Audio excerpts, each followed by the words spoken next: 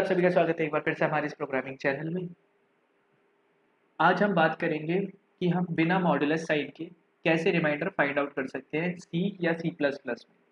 Okay, तो मैं यहाँ पर सी का बताऊंगा और सी प्लस प्लस में सेम एज इट इज़ रहेगा, बस प्रिंटर स्कैनफ का ही आपको पता है कि प्रिंटर स्कैनफ किस में बदल देंगे, सी आउट सी इन में। ओके, बाकी फॉर्मूला जो हम यहाँ इस्तेमाल करेंगे वो सी प्लस प्लस में भी हम वही इस्तेमाल करेंगे। तो ये क्वेश्चन हमसे किसी ने पूछा था, तो अब हम इस वीडियो को शुरू करते हैं और जिसने ये क्वेश्चन पूछा था आई होप उसे समझ में आ जाएगा इससे। तो चलिए शुरू करते हैं। तो हमने यहाँ पर तीन वेरिएबल लिए हैं, ए बी और रैम। रैम हमारा रिमाइंडर की वैल्यू को स्टोर कर लेगा। ओके, और ए और बी हमने वेरिएबल लिए हैं जिसका इनपुट क्या होगा कि हम यूज़र से लेंगे, यूज़र से हम उसका इनपुट लेंगे। ओके, तो हमने यहाँ पर दो वैल्यू इनपुट कराई है, ए एंड बी। देन हमने एक रिमाइंडर का फॉर्मूला लगाया है, reminder is equal to a minus a divided by b multiply b. Okay, तो अब क्या होगा कि अगर हम इसमें वैल्यू को मान के चले कि अगर हम कर रहे हैं 5 डिवाइडेड बाई 3। ओके, जैसे हमने नीचे लिया है, तो ए हमारा हो गया 5 एंड बी हमारा हो गया 3। तो हमने उसकी जगह पर उसकी वैल्यू को चेक कर रहे हैं कि ये क्या सही एग्जैक्ट आंसर देगा। तो चेक करते हैं, तो हमने यहाँ पे वैल्यू रखी 5 माइनस 5/3 मल्टीप्लाई 3। अब ये हो गया 5 माइनस 1 इंटू 3। अब आप ये सोच रहे हो कि ये 1 क्यों हुआ, 1.5 होना चाहिए या 1.25 या जितना भी आएगा कि 1 पॉइंट माना चाहिए। ओके, तो देखिए यहाँ पर हमने क्या लिया है, इंटीजर वैल्यू। हमने बी को क्या लिया, इंटीजर। तो अगर हम a डिवाइडेड बाई बी करें तो a और b दोनों ही इंटीजर है, तो वो वैल्यू किस में देगा, इंटीजर में। इसलिए उसने पॉइंट की वैल्यूज को नेग्लेक्ट कर दिया, इसलिए लिया ही नहीं। ओके, नेक्स्ट क्या हुआ कि अब 5 माइनस 3 इट मीन्स 2। तो सही है, अगर हम 5 को 3 से डिवाइड करें तो 2 रिमाइंडर आता है। चलिए चेक करते हैं। ओके, तो 5 एंड हमने 3 ले लिया, तो रिमाइंडर क्या आया, 2। सही है, थोड़ी बड़ी वैल्यू ले लेते हैं। ये 100 को हमने क्या करा, 99 से डिवाइड करते हैं।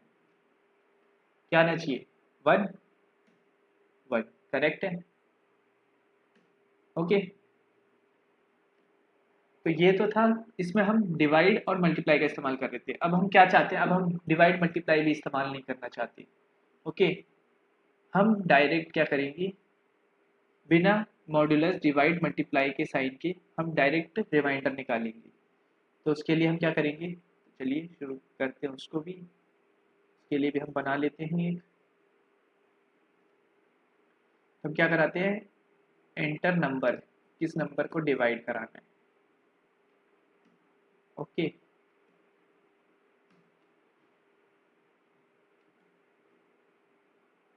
और प्रिंटफ कराते हैं हम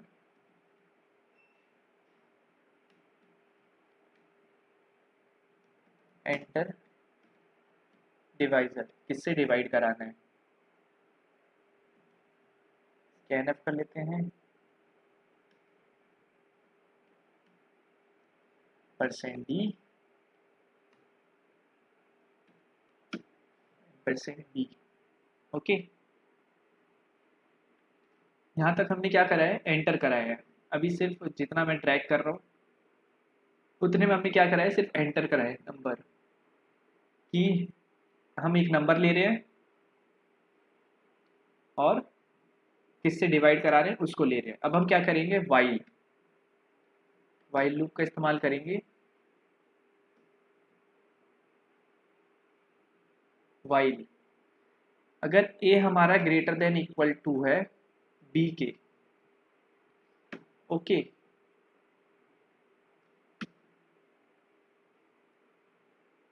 तो वो क्या करे कि a equals to a minus b कर दे, यही करेगा।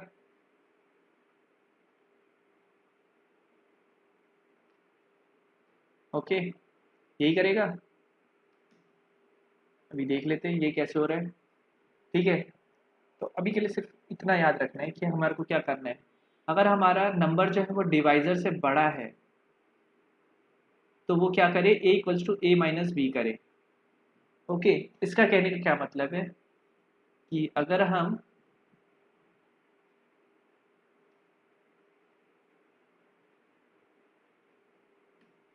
अगर हम ए की वैल्यू ले रहे हैं 20, ओके, यहाँ लिख देता हूँ a equals to 20 and b की वैल्यू हम क्या ले रहे हैं, हम ले रहे हैं थोड़ी बड़ी वैल्यू ले लेते हैं 14,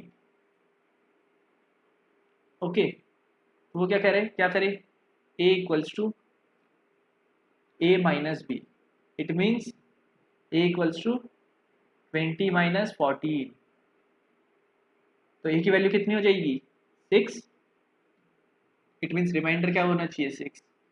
और अगर हम वैसे चेक करें कि a डिवाइडेड बाई b, तो अगर हम 14 को 20 से डिवाइड करें, 20 को 14 से डिवाइड करें तो रिमाइंडर क्या आएगा 6।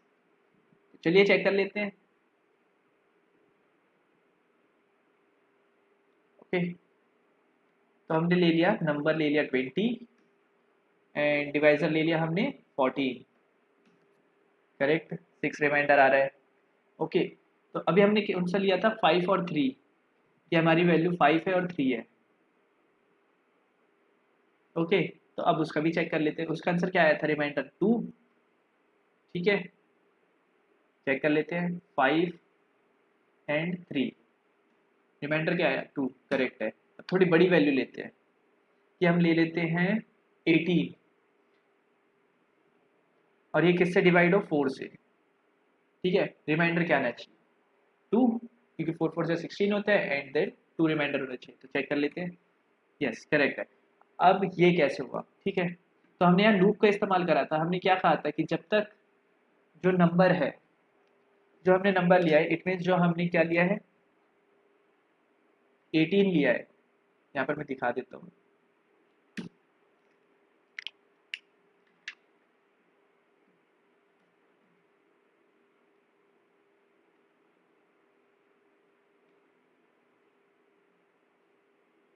ठीक, यहाँ पे मैं दिखा देता हूँ कैसे।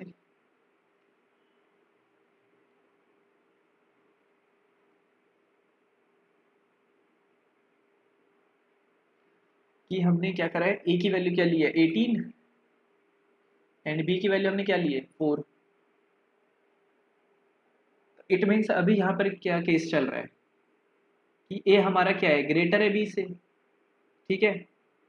तो उसने क्या करा ए माइनस बी कर दिया। अब ए माइनस बी करने के बाद उसकी 18 की वैल्यू क्या होगी 14 में बदल गई, अभी भी बड़ा है ए तो 10 हो गया, अभी भी बड़ा है तो 6 हो गया, 6 हो गया, ठीक है। अभी भी बड़ा है तो उसने फिर 4 माइनस करा, तो फिर वैल्यू क्या हो गई ए की 2। तो जो हमारी, जब हमारी ए की वैल्यू बी से छोटी हो जाएगी, इट मीन्स तब जो ए की वैल्यू होगी वो हमारी क्या होगी रिमाइंडर होगी, ओके।